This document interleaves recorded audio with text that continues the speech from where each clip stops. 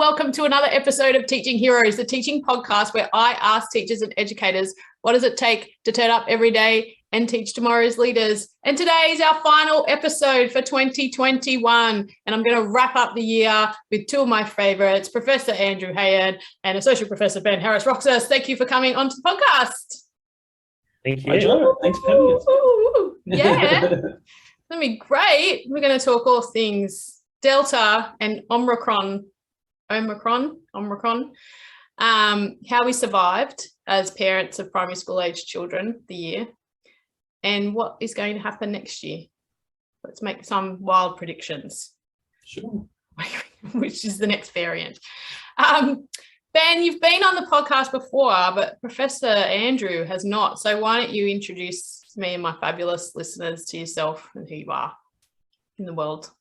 Yeah, so my name's Andrew Hayen and I'm a biostatistician and currently a professor of biostatistics at UTS and also the deputy head of school for teaching and learning in the School of Public Health at UTS. And I think one of the things that's lovely about being a statistician is that you kind of get to work on many different areas. And I think, rather than sort of focusing on one topic, I work across all kinds of different areas in public health and health more generally. So that's me. And before I came to UTS, I've been at Sydney Uni and UNSW, and I also did a training program with New South Wales Health, the biostatistics training program. There you go. Oh, I want to hear more about that. I'll put that in. So, but Ben, you have been on the podcast before, but let's just in case you've changed, as academics do in the last couple of months. So I'm a senior lecturer in the School of Population Health at UNSW. I've actually changed roles, I think, since I was on the pod. Oh, well, there you go. I moved across to the school from one of the research centres. That's been good. And I do health services, research, how we can integrate care in the community, basically, stuff that happens outside hospitals, social care, that kind of stuff. Amazing. And one of the things, I guess, there's been a real waking call, whatever, the last 2 years for me is in how much, we need to really work together more in education and health. And so I kind of would like, let's kind of see where that conversation goes as well, because I think that more than ever, these two fields need to start talking to each other a bit more closely and learning from each other. And because as we go forward, because the pandemic is not over yet.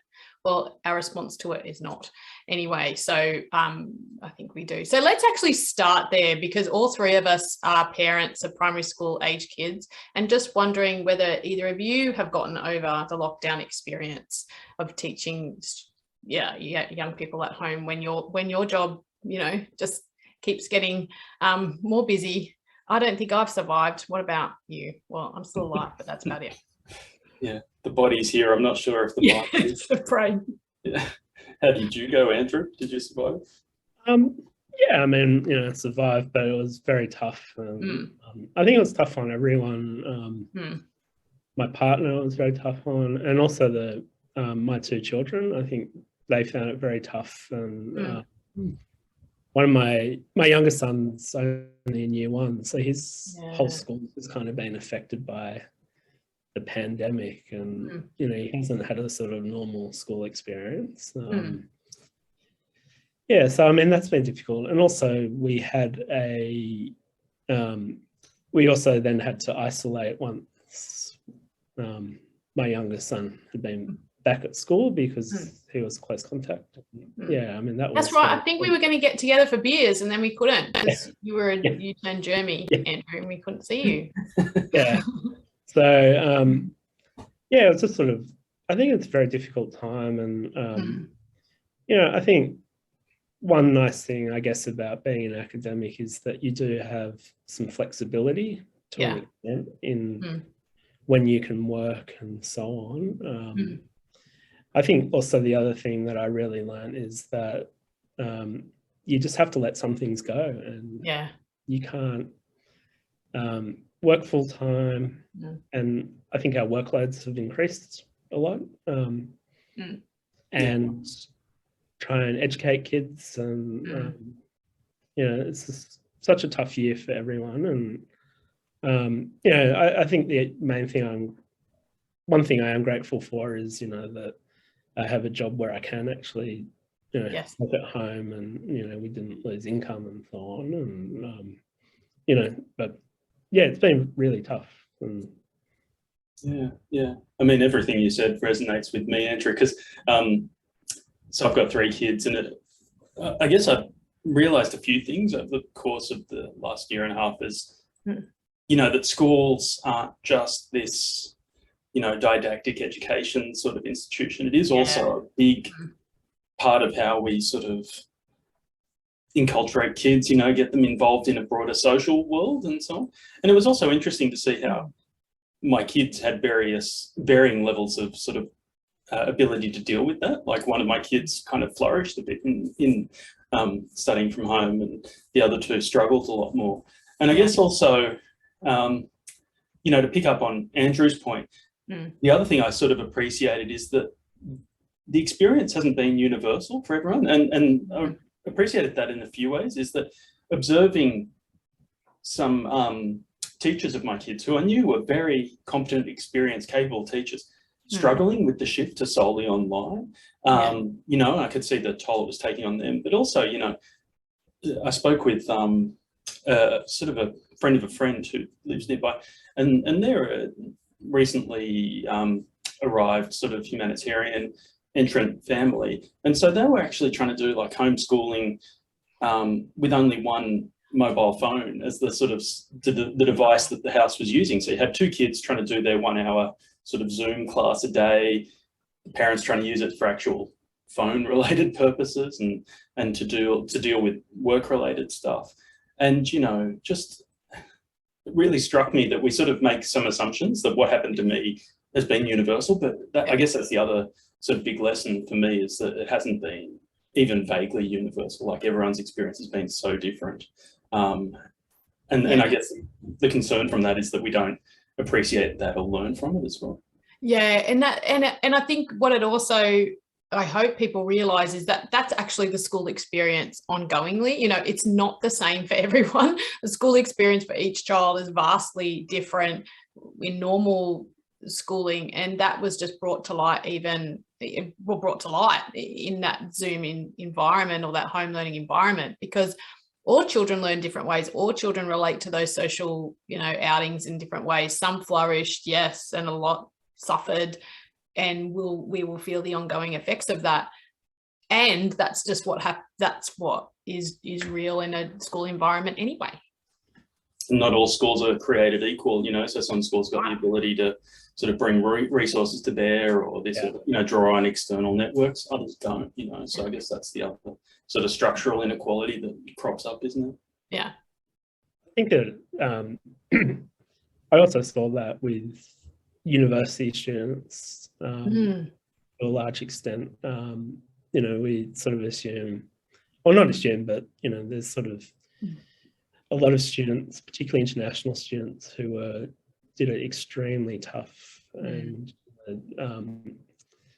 there were issues with technology, money, and then just isolation and so on. And, you know, I think for those students, you know, who'd come to Australia for an education or to do a PhD and so on, it's just been so tough on them. And, you know, I'm just full of admiration for them, you know, getting through that. It's, you know, just amazing. And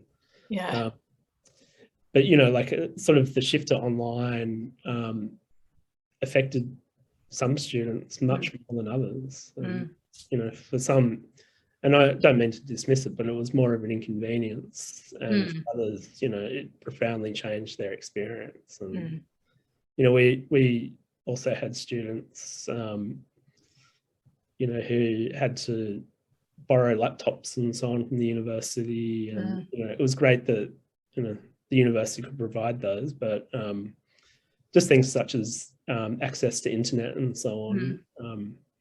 Not everyone has a sort of high-speed connection, and, you know, students come onto campus often to do their work, and they haven't been able to do that. So yeah. And it even, I mean, we even, because I'm mostly based out in Blacktown, we have that kind of laptop borrowing thing anyway, let alone in a pandemic, you know. And I think, you know, you really point to something, and again, it's the same for adults as well as you know, young people. That flip to online wasn't as I think there was I feel like I have found that the conversation around online learning in universities has shifted a bit, and there's a real realization that the quality needs to be there, the training needs to be there, and that also for the students that choose the on-campus experience, they choose it for a reason. They want to come on campus, they want to do face-to-face teaching, they want to interact with, and you can't just switch everything online and expect students to want to kind of do the degree with you. Yeah, I think that's been a big thing I've observed, is that, you know, it's not just a matter of, you know, take the in-person version, run it, you know, record it, chuck it up as a video. Yeah, it just doesn't work. Like there's fundamental differences in what's required for decent sort of learning and teaching in this sort of mode, and also, to be honest, it also creates opportunities. So there's more scope for asynchronous stuff. We can start playing around with sort of stuff that can allow a little bit more scope for reflection, or a bit more flipped sort of learning activities, and also a bit more inclusive stuff. The classroom environment can be operated at a speed, or sort of in a way that can be quite, I guess, exclusionary to a lot of people. So, you know, I think there's some exciting stuff that's possible, but yeah, it needs a much more nuanced conversation. And also, you know, I respect Andrew's work in this area, because he's actually tried to make the hardest subjects of all more accessible to people, which is stats and biostats and epi and so on. So, you know, I think subjects that are hard to relate to begin with, you know, face potentially a bigger burden online. Has that been your experience, Andrew? Yeah, it has. I mean, I think teaching statistics, unfortunately, isn't everyone's cup of, learning statistics isn't everyone's cup of tea, and I guess also not teaching it. And yeah, it's been sort of it's been a challenge to move stuff online. I mean, thankfully at UTS, you know, we've been well supported by learning designers and so on, who have great experience in that sort of area. And, you know, it wasn't sort of just, as you said before, Ben, like sort of like recording a few lectures and making the videos and so on. You know, we try to make stuff very interactive and so on for students. And, you know, it has been challenging. And, you know, I think the first time you teach something completely online, you learn a lot, and you can make changes and so on. And you see stuff that you think will work then doesn't, and vice versa. And it's been challenging. I think one of the other challenges is just sort of that fear of epidemiology, and particularly biostatistics. And you know, it's sort of more difficult to spend one-on-one time with individual students who might be struggling. I think the other thing that I've also found is that biostatistics particularly involves a lot of computing and so on, and that's much harder to troubleshoot online than if you're sort of sitting in a computer lab and you can sort of see what someone's doing and so on. You know, trying to read through logs or lots and lots of screenshots is challenging. But I think, just to pick up on what Ben said, I think it's also, especially for postgraduate education, I think online is probably the way of the future for most things. And I think, you know, we've got so many people who are very busy, you know, got families, or, you know, working full time and so on, and having to come onto a campus and, you know, waste an hour or two a day, you know, 2 or 3 days a week is not an efficient use of their time. No.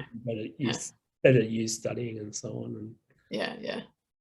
I think the hardest thing for me when I was online teaching was that I realized how visceral my, it had become highly tuned over the years, that I could sense whether students were understanding what I was saying as a cohort. And I had developed, I didn't realize, but developed kind of social cues, or, you know, could read their eyes or something to get, oh yeah, they get this, you know, this complex theory that I'm trying to like teach them, or they get what I'm saying. I could imagine that's even more difficult with what you're doing, Andrew, as well, to kind of go, oh, are they getting it? Are they understanding what I'm saying? Yeah. And I think it's also, as I think you both know, it's much harder to sort of get the feel of a Zoom room, you know, with 20 students in it, in a real classroom. And in a real room, when someone tunes out, you get all the sort of cues, whereas here they just start doing their emails slyly on the side. Yes. But, you know, I mean, I think it's things such as breakout rooms and so on are useful, and you know, getting students into smaller groups and getting them to learn from each other is also often useful, I think. Yeah. I think what I also missed was the check-in, and I think this is also true of students in primary schools and high schools, that I think that was a key thing that was missing. And I actually, you know, was not surprised, but I guess made more aware of it, that even with university students, the ones that kind of hang around at the end of the lesson to talk to you about something that they're struggling with, it didn't quite happen on Zoom. And so I missed students that I would have ordinarily kind of picked up on, that there was something else going on with them, and kind of missed it a bit too late, that they were struggling and needed help, or, you know, needed a bit of a check-in. That kind of gets missed on Zoom. And I'm not saying, I think or online, and I think you could kind of build in a structure so you would capture that, but it's just those things that you don't realize you do until they're no longer an option. Yeah. I think that's sort of everything, isn't it? You know, that you sort of lose all these small sort of check-in points and so on. Everything has to become a planned, deliberate activity, you know, to have a 2-minute after class conversation has to be a sort of scheduled 15-minute call or something like, you know, you lose a lot of that fluidity, but also I think, you know, it means that a lot of those instincts you've built up are actually also taken away. Yeah, you have to develop new ones. Yeah, who hasn't been posting in the chat recently? Often enough, and so. Oh, it's the most annoying. Does staff do that? Oh, when staff do that in meetings when they post in the chat, I find it so annoying. We're supposed to be listening. Yeah, having the 2 channels going is a bit cognitively sort of taxing, isn't it? Yeah. Oh, teaching. Okay, so Andrew, why don't you talk to us about modelling and what's it actually been like being a biostatistician, living through COVID and all of those armchair epidemiologists like myself reading into stats and making assumptions. You must have loved it. Not single studies, everyone's sort of saying a single study came out. Single studies. It's been interesting. I mean,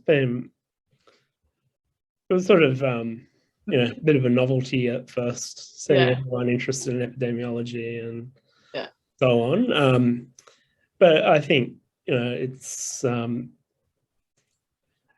I think it's exposed to a few things. I think one is, you know, that our media has not always been great at communicating complex models. I think also, you know, that there's been a lot of quite poor models that have been put out, and I think sometimes, you know, like some of those models have been used for for political purposes or to push a certain view of how COVID control should happen. I think it's also that models are just simply one input for decision makers. And I think that's often been ignored, and not just with modeling actually, but also with when you hear the term health advice and so on, that it's not purely an epidemiological exercise that should be informing public health measures and so on, or a medical sort of, it's not purely medical advice. And so I think, you know, models have been very useful for government decision makers and so on. And, you know, we shouldn't forget that. I know, you know, I sort of occasionally have a go at some of the really bad models, but they have been very useful for governments to look at things such as, you know, which populations or which groups should you vaccinate first? What are the effects of different uptakes, for example, of vaccination in different age groups and so on? So, you know, they are very useful. I think one other thing also to remember is that often governments are using models that aren't published, and, you know, they're updating them all the time. So there are people, you know, and I'm not involved in this, but who are working with, you know, various state governments and so on, who are providing advice using models that are being calibrated using current data. And those are very useful for governments to make decisions with. But,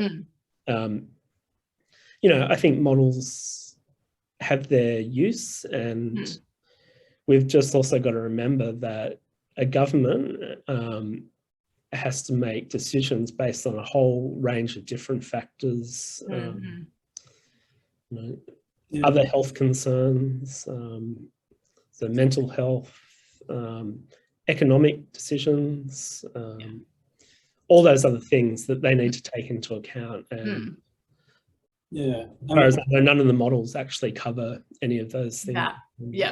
And I was going to suggest, like, my area is health impact assessment, which is where you sort of try and project what might happen with, you know, policies, programs, or projects before you do it. And one of the, I guess, the precepts of that is you shouldn't just use one form of evidence. So I think models are fantastic, can be highly informative, but they probably also need to be complemented, like Andrew was saying, by thinking on some of those other factors. So they need to consider a broader range of sort of determinants of health, so that mental health, you know, the sort of broader living, working conditions, you know, what's going on in people's households and, you know, family life as well. But also they need to sort of think about, you know, what's the risk assessment, like the environmental health risk assessment, for example, of things. What's the, you know, what some of the qual consultations we might have been doing tell us, what does survey data tell us? And I think in practice, the actual health advice is informed by a range of those things, but it's been interesting to sort of hear model as shorthand for health advice. And the models, like Andrew was saying, are sometimes a bit of a black box, like they're not published and not easily or readily available for scrutiny, so that we can understand it. But also, I guess, you know, thinking ahead in the future, and I'd be interested in your take on this, Andrew, is like, as people start to talk more and more about AI or, you know, recurrent neural networks, it's sort of like, let's chuck in data, health system data, for example, and that'll tell us what to do. Those are even more difficult to scrutinize, what's going on in the model and the sort of the bits in between, essentially, input and output. And so I think a more nuanced understanding of the role of models, but also data in decision making, is going to be really important across all areas of sort of society. What's your take on that, Andrew? Yeah, I mean, I think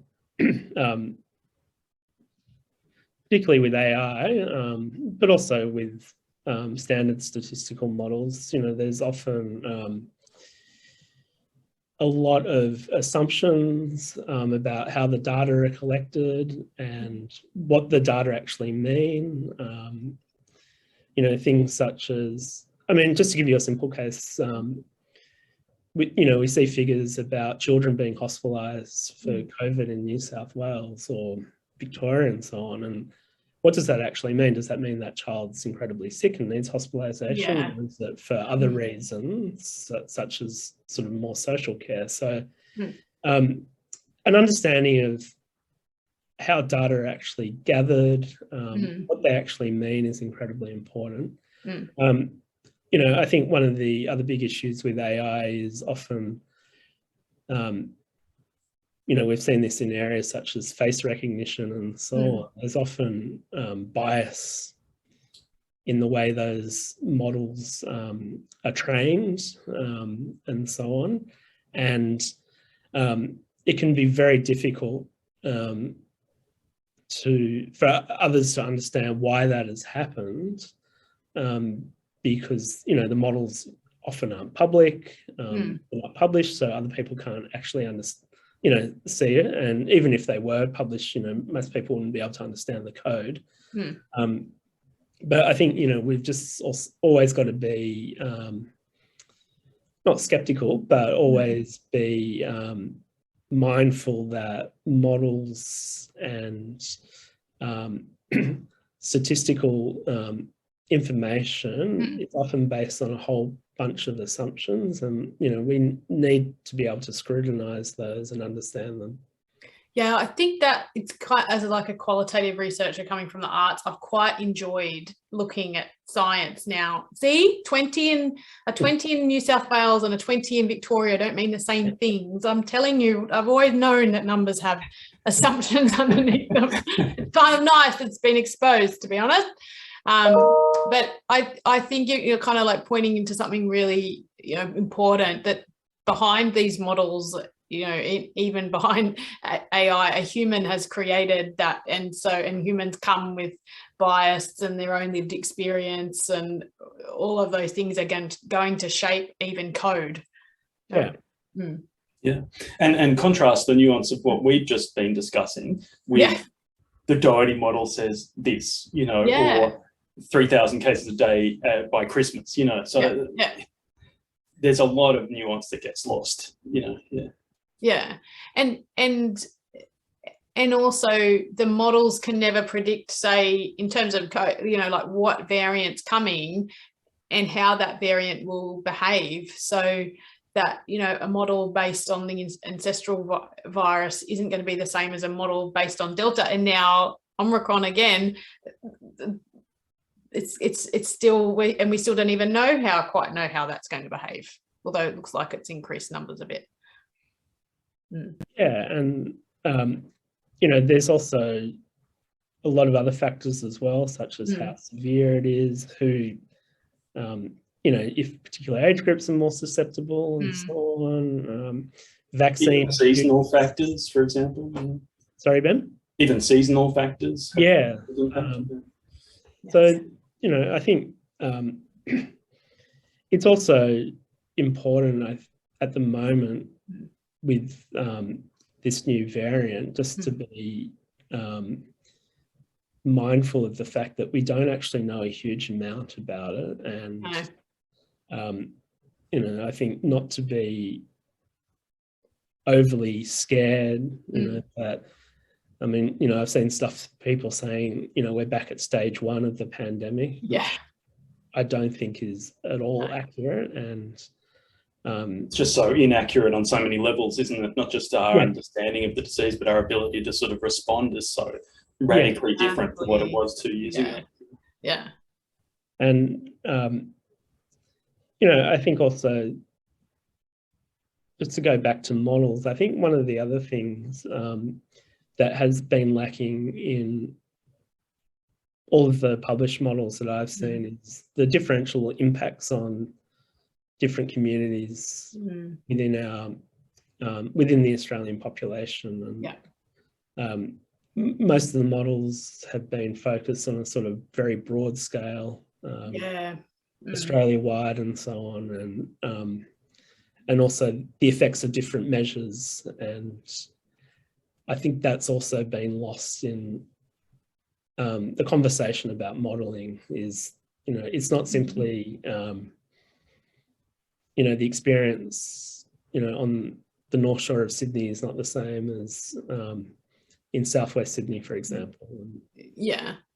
And also, I think in the beginning there was talk about mental health, and that seemed to be, like, I remember at the beginning that being a conversation that any restrictions we impose need to consider, etc. And then that just went from the conversation, and it all became about infections, case numbers, and death rates due to COVID. And what was missing then was the conversations around, well, if, you know, let's do a model on the mental health impact of, you know, this certain, you know, keeping children home from school. Like, what's the mental health model going to tell us about that? Like, which students are going to be left behind, and what will be the long-term educational impact of that? That's the kind of, and I guess that's where I'm kind of sitting now, is waiting for that next, you know, level of health response that we're going to need, quite a different health response. Yeah. Well, it's an interesting one, that the sort of broader issue, because I was just thinking as you were posing the question. Yes, it's about how we respond to that, but also it's sort of highlighting how do we respond to some of the social changes that are, you know, the social health dimension, as well as just a fairly crude understanding of what mental health is. It's more like, how do we deal with isolation or people being disconnected from each other? What's the life course effect of that on kids and so on? But there is also, you know, the direct distress that it's causing for, and has been causing for people, that's pretty closely tied to that. It's interesting, the sort of figures that are coming through are sort of are perhaps a bit mixed, and I think the true understanding of the burden of it will take a while, and that's my understanding. I'd be really interested in Andrew's take. But, you know, so for example, in terms of impact on, you know, rates of suicide and self-harm, it might not be quite evident yet, but there are increases in demand for more acute mental health services. There's significant increases in demand for community-based psychological services and so on. And there's a recognition that maybe people are shifting from, you know, perhaps lower levels of more generalized anxiety, depression, those types of feeling, to being more in a more significant mid-range need. And we don't have a service landscape set up to respond to that sort of need. And, you know, there's a lot of talk in mental health about the missing middle between, you know, you can be very severely unwell or, you know, struggling a bit. There's not a lot in the in-between. So I think we might be witnessing an increase to more people being in the in-between stage. But, you know, I think a lot of that will take a lot of time to wash out. And also people are quite individually resilient. You know, we can cope with quite a bit for a while and then we can struggle. So, you know, I think the mental health burden of COVID is going to be a really complex thing to understand. I don't know what your perspective is on it, Andrew. I would agree with that. And I think a lot of those same issues apply to other health issues. You know, so are people... Preventative healthcare, preventative healthcare. Yeah, well, I even was reflecting, like, I get B12 shots, you know, and I'm like, man, I'm due. You know, and I just haven't been. It's not, and I go, that's mild. Like, I think about other health checks as well that people might be missing out on because they're kind of out of that habit. Anyway, well, I took my kids to the dentist for the first time in 2 years the other day. And I was like, I wonder how this is going to turn out. Yeah, you know, it was okay, but yeah, that's an example. Like, that's playing out in a whole range of settings, I think. Yeah, and I think just to make a sort of broader point, I think. Yeah, public health, I think we also need to reclaim the sort of broader look at, or the broader view of what public health is and what health is itself. And, you know, like there's that standard WHO definition about, you know, physical, mental, and now I've forgotten, spiritual well-being. You know, so it's not just sort of a purely physical health as well. And but also things such as the social determinants of health, and looking at, you know, what various policies or interventions, their effects are on different people in the community. That mean, to me, that's the sort of core of modern public health. And I feel often that's been lost a lot in the pandemic. It's, it's sort of, because things like JobKeeper and, some of those early payments probably were the most significant, not just, material well-being sort of interventions, but actually public health interventions of the whole pandemic, would you say, Andrew? Yeah, I mean, keeping so many people above the poverty line and so on was, no one has much good to say about our federal government, and I think that was probably the one really good thing that they did. Yeah, even I know people go on about also the New South Wales Premier and announcing the restrictions like a couple of months ago when we were still having a couple of thousand cases a day. But as someone that is married to a small business owner and knows, Western Sydney, I think, is notorious for a lot of small businesses. That announcement actually made a huge shift in the mental health or the planning for business, which has a real impact. And I think that was kind of missing in some of the leftist dialogue as well around, they just care about the economy, they don't care about health. Well, people knowing when they can open up their business and not just that, but also feel reassured that they're not going to get locked down within a minute. That has a huge mental health impact on not just the individual, but on families, on the community. Just gets not every seemingly economic and intervention is only an economic intervention. Well, it's interesting, that sort of ability to just think about the future, plan for the future, and so on. I guess for some people, they've never got that ability, but we can see when it's taken away from us. So that alone has a big impact. So being able to restore that makes a big difference, I think. And I think that same thing has been also quite true with border closures and so on. Just for people to have the certainty, if you leave Australia, you'll be able to come back, or if you come to Australia, you'll be allowed to leave. Yes, that's right. Or go and see people, or if you go on a holiday in a different state, you won't get locked out.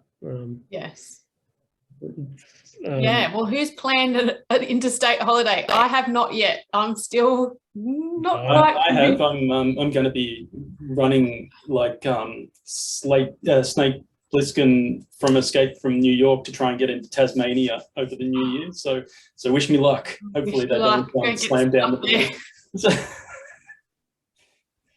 Although I think you're safe. I kind of think there are a few states you're probably safe. Tasmania, Victoria, maybe you're safe. It is interesting. It shows how all politics is local politics as well, isn't it? Yeah, that's right. Yeah. But, and I think, with border closures, there has been a huge impact on families. Even a close family member of mine would have liked her nephew to come over for Christmas from the States, but he's not allowed to come because it's not direct family. And they've had a big year, both, the families have had a big year and would really love to see each other on Christmas Day.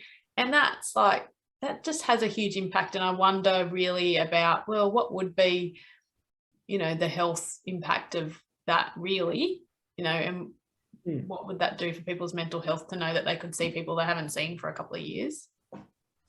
Yeah, and that's the thing. It's you're often weighing up these sort of moderately abstract sort of risks with, and a low but identifiable risk. So, I think that's the really hard part of the broader decision making. But Sorry, Andrew, you were going to say something. I think also, border closures as well,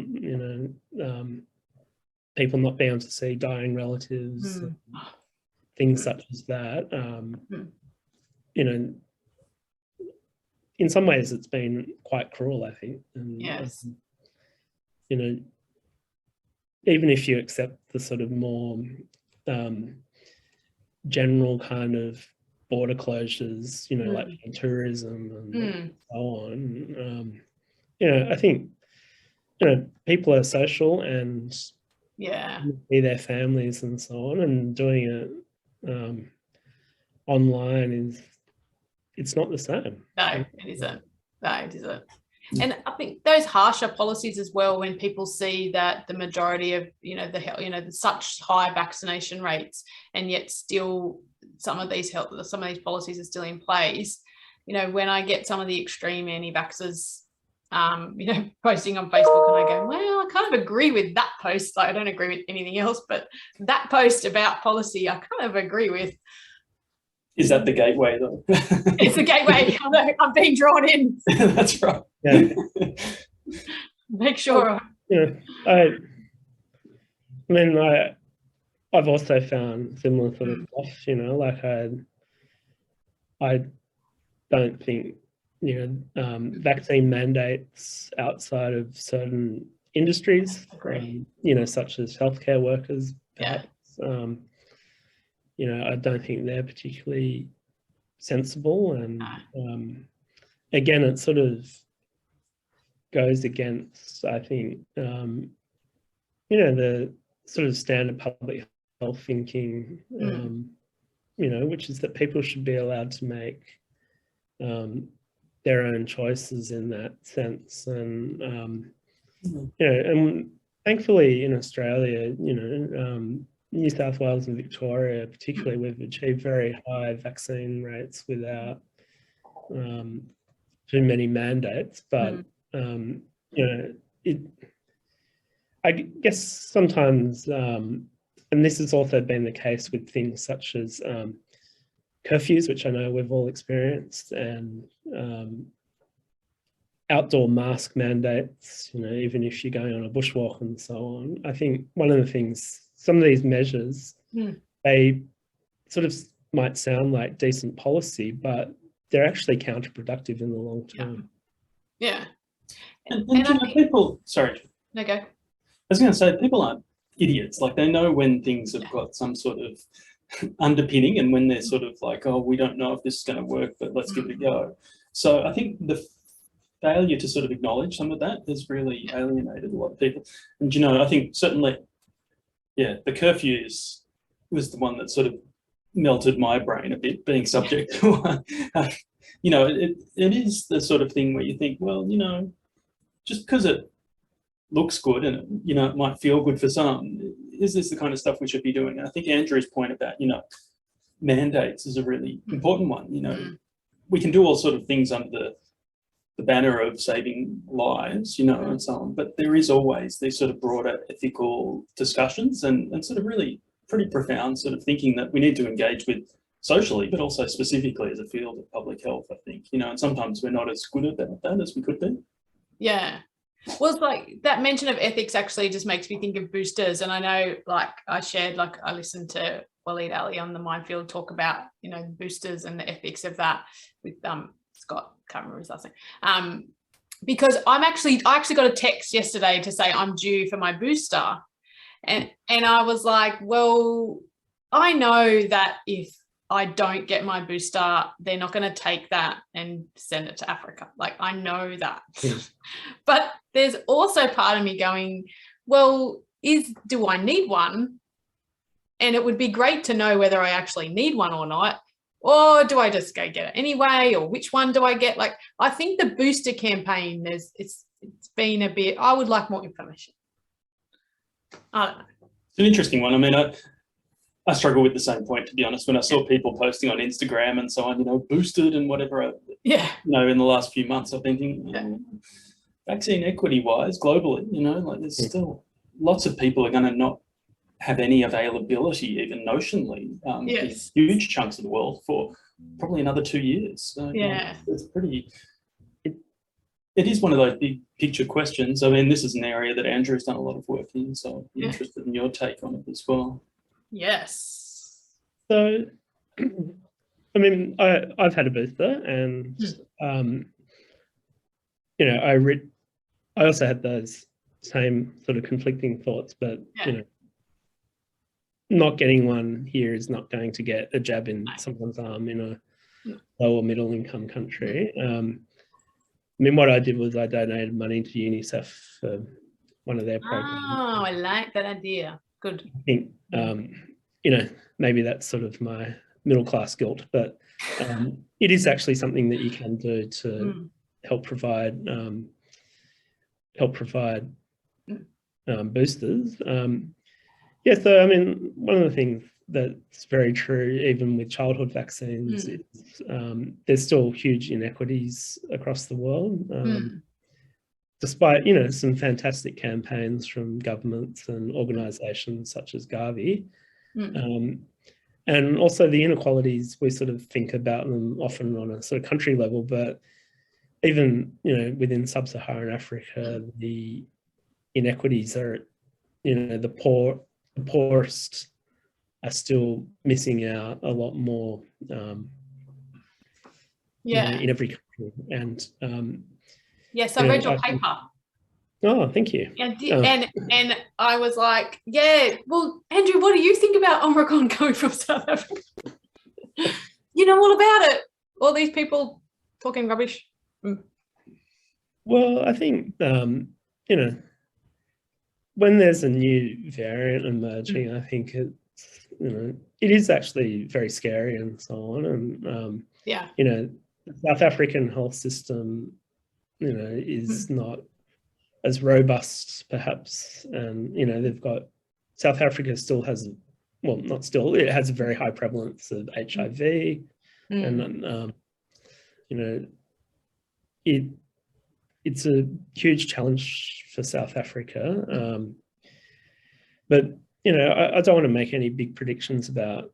Why not? Just make it. Well, I heard what Sharon Lewin had to say, which is that it looks like it's probably milder, you know, which is a good thing. Whether it'll replace Delta or not, I don't think anyone knows at this stage.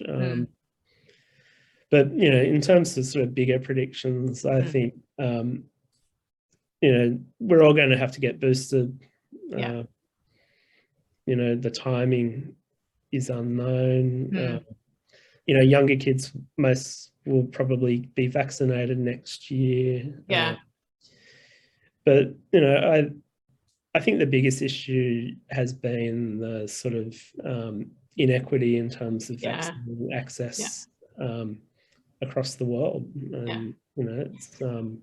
And so from your work then, like what could we say Australia as a country, like what can we actually do to you know, make an impact then more broadly with countries and their vaccination? I mean, is it still up to the individual country? Is there stuff that we can do? What are we, because we're at the mercy, you know, the pandemic has shown how interconnected we are.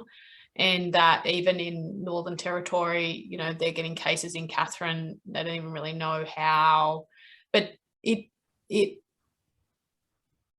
what can we do? You know, even if we're just acting from self-interest, let alone from a human race point of view, is there anything that we can do? I think donate as many vaccines as possible.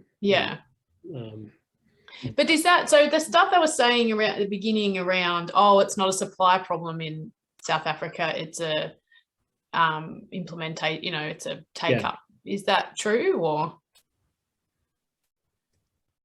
Look, I think it's probably a bit of both. But yeah, in the rest of Africa, well, most of Africa, I should say, there are real access problems. You know, there are also issues with vaccine hesitancy. You know, people don't, or not everyone in the world sees COVID, you know, as the biggest issue. You know, if you're in Ethiopia at the moment, you know, there's a civil war going on, and you know, people have other concerns. You know, so it is interesting, isn't it? Because I think, you know, like your point, Andrew, about getting as many vaccines donated as possible. It's one of the commitments the government made early in the pandemic that we need to make sure that they keep honouring, particularly as it looks like we might be in the future talking about a you know, a seasonal immunisation or, you know, like an annual booster type arrangement. So we need to make sure we're playing a critical role in that. And it is a self-interested perspective, because actually, like, having high global levels of vaccination will slow and impair the emergence of, you know, new variants. So there's a pretty good reason to do it. And I think, you know, it's going to be important to see, you know, as we think of the future. And I was just thinking, you know, Andrew, as you were making that point about hesitancy, you know, we assume everyone's hesitant for similar reasons, but that's not really the case. And not everyone, and in fact, only a small portion of people who are hesitant are coming from a really entrenched position. Part of the reason I think we need to be acting now is the longer we wait, the longer time period we give for basically sort of bad faith types to entrench some of that hesitancy and take what's maybe a sort of generalized, oh, I don't know, I can't, you know, get to it, it's going to cost me too much in another country context and so on. Or, you know, like there's other barriers, so I'm just going to hold off. And then, you know, if we allow that sort of to continue for years and years, it really does create a void in which, you know, genuine entrenched hesitancy can get, can flourish. So I think, you know, it is still urgent, you know, we need to be talking about this in a global sense. And I think it is a self-interested perspective, really, you know, like, it's not just a generic humanitarian sentiment. It is a, you know, it's, but also that, you know, hopefully that can become a real plank of Australia's, you know, aid program in future. You know, that would be a really great outcome. I think, you know, this year it saw the announcement of, you know, a vaccine for malaria at scale. Wouldn't it be fantastic if we started thinking about all the vaccine preventable diseases and making that a real plank of what Australia's contribution to, you know, the Asia Pacific is? I think that would be a really positive move. And I think as Ben knows very well, access to vaccines, making it easy for people to get a vaccine is one of the most important things. You know, it's not only supply, but it's also making it easy for people. And you know, I think one of the great successes in Australia has been that testing has been easily available for COVID, and it's still so high in New South Wales. I can't believe it's still, it's 90,000 again today. You know, that's just incredible. And you know, everyone knows about the issues about the rollout at the beginning, but eventually I think, you know, once the states got involved and pharmacies and so on, and I can only talk from my own experience in Sydney, but it has been reasonably easy to get a vaccine. I know in some country areas that's probably not the case. But I think, you know, one of the big successes has been, you know, making things easily available. So, you know, you don't have to take a day off work, or, you know, you can just turn up at a pharmacist and get it, and, you know, it's been fantastic, I think. Yeah, great. Well, we're wrapping up. Final remarks. Any final predictions for 2022 you want to make, or wishes? What about a Santa list? A Santa list for health response in 2022. What would you like in your Santa sack? Oh, look, I would, you know, I'd like there to be vaccines available across the world for everyone. You know, also, I really hope for our kids and also younger people, like, you know, in their 20s and so on, you know, that they can travel and have fun, you know, work, and, you know, enjoy themselves and so on. And you know, some of these things have been a bit trivialized, but they're important parts of life. You know, it's, so I guess just a sort of a bit more stability and and no curfews. No curfews. Except for Ben. No, we've had That's enough. right. I need to go out past 9 o'clock. That's when I walk the dog. My poor cats. That's right. Yeah, I know Ben's dad, so I can tell him to set Ben's bedtime at 9 o'clock. He's not joking as well. Sure. Yeah, I guess which I was just reflecting, you know, I actually did a little blog post just on 2 years ago, just a little bit. I think it was in early February 2020, just saying, you know, like the Commonwealth's developing this, you know, COVID-19 pandemic plan. What should we be thinking about from past pandemics? And so I wrote this, but what's hilarious about it is that some things are right, you know, so like non-pharmaceutical interventions will be really important. Yeah. You know, but I also had some wacky ideas, like maybe it would affect areas with air pollution dramatically worse, or, you know, hand washing will be the savior or whatever.